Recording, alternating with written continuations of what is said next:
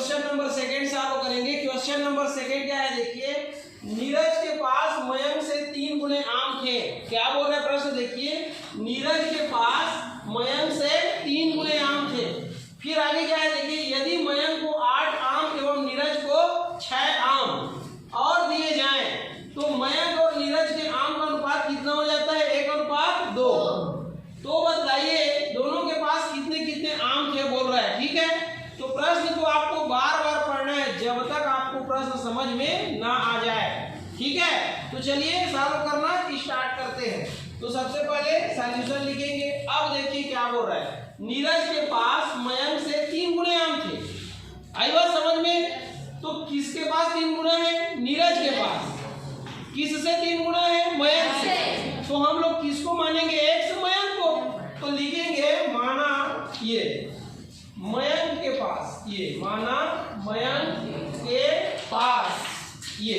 ठीक है, आम की संख्या ये, आम की संख्या ये एक्स है, ये हो गया।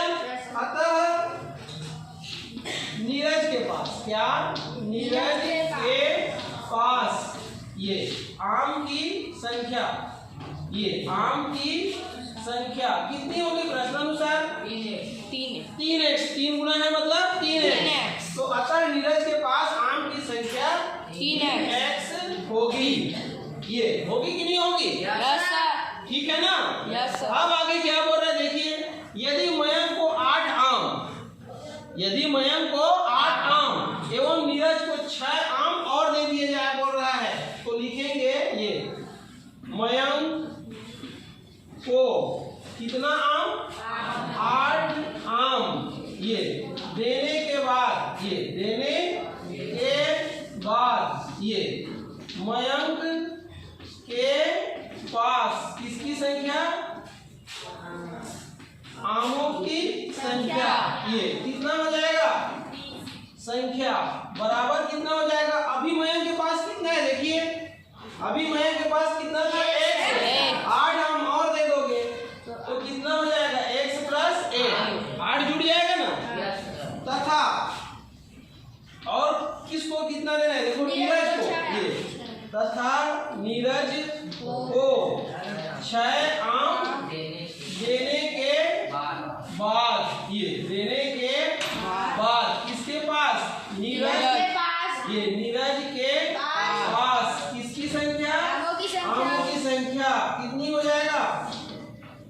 आमों की संख्या ये बराबर इतना था। अभी वर्तमान में उसके पास 3x, तो कितना दे रहे हो? 6। तो 3x धन 6 हो जाएगी। आई बात समझ में? किंतु प्रश्नानुसार, ये देखो, किंतु प्रश्नानुसार, प्रश्नानुसार क्या बोल रहा है? तो प्रश्न क्या बोल रहा है देखिए, यदि मयंक को 8 और नीरज को 6 आम दिए जाए तो मयंक और नीरज के आम का अनुपात बोल रहा है। बोल रहा है कि नहीं बोल रहा है? तो लिखेंगे किंतु प्रश्नानुसार ये मयंक के पास आम, ये समझ रहे हो? और फिर अनुपात का चिन्ह लगाएंगे। ये मयंक के पास आम और नीरज के पास आम, ये नीरज के पास आम, ये आम। ठीक है, बराबर कितना हो जाता है? तो बराबर हो जाता है 1:2। बोल रहे हैं ना, मयंक और नीरज के पास आम का अनुपात कितना हो जाता है? 1:2। तो मयंक के पास आम अनुपात नीरज के पास आम बराबर 1:2। तो मयंक के पास आम कितना है? या मयंक के पास आमों की संख्या, ऐसा भी लिख सकते हो। ये अनुपात नीरज के पास आमों की संख्या, ये ऐसा लिख सकते हो। पूरा लिखोगे तो बराबर कितना दिया? 1:2। ठीक है, अब देखो मयंक के पास आमों की संख्या कितना है? यहाँ पर देखना है ना, तो मयंक के पास आमों की संख्या है x + 8। ये फिर ये अनुपात का चिन्ह रहेगा। नीरज के पास आमों की संख्या कितना है देखो, ये 3x + 6 बराबर कितना है? 1:2। तो ये अनुपात का मतलब ही क्या होता है? बटा होता है। तो इसको कैसे लिखोगे? तो ये ऐसा लिखाएगा देखो, ये x + 8 बटे, ये 5 मतलब बटे होता है, ये 3x + 6 बराबर 1/2। अब ये समीकरण बन गया, इसको हल करना है तो कैसे करेंगे, तीसरे गुणा करके, तो इसका गुणा इससे हो जाएगा और इसका गुणा इतने से हो जाएगा, तो इसका इससे करो तो 2 × x धन 8 बराबर 1 का इससे होगा तो 1 × 3x धन 6 ऐसे होगा। ये 2x धन 16 बराबर ये 3x धन 6, ये तो ये 2x ये इधर आएगा तो ऋण 3x हो जाएगा, 6 अपने साइड में, ये इधर जाएगा तो ऋण 16 हो जाएगा, ये हो जाएगा।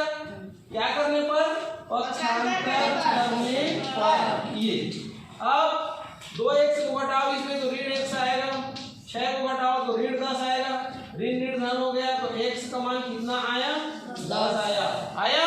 अब आप किसको माने थे, देखिए किसको माने थे, माना मयंक के पास आम की संख्या 1 है, तो लिखेंगे अतः ये मयंक के पास ये आम की संख्या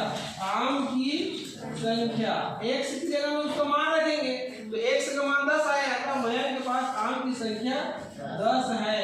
ये तथा दूसरा कौन है, नीरज, ये नीरज के पास आम की संख्या, ये आम की संख्या, ये ठीक, ये संख्या 3x ये बराबर 3x, तो 3x का मान रख दो या यहाँ रख दो, ये बराबर 3 × 10 तो बराबर कितना होगी 30, ये 30 है।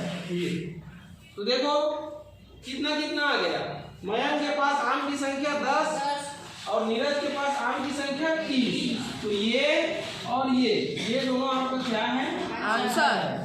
ऐसे आपको सॉल्व करना है। आई बात समझ में? हाँ।